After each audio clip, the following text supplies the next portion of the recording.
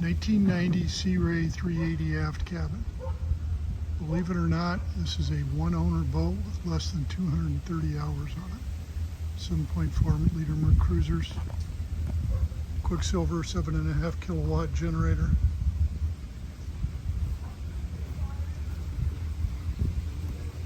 Truly a home away from home. 2 staterooms, 2 heads. Very spacious aft deck. Molded steps up to the bridge. Molded steps plus ladder up to the bridge.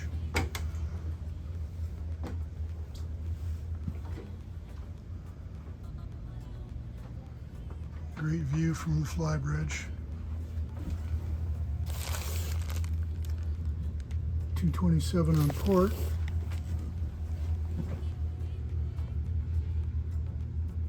.222 on starboard. Down into the spacious salon. Portside L group makes into sleeping. Dinette drops down and makes into sleeping. Of course, the business end of the aft cabin boat is the master stateroom. Ensuite head. Step down to the galley. Electric cooktop. Nice big fridge.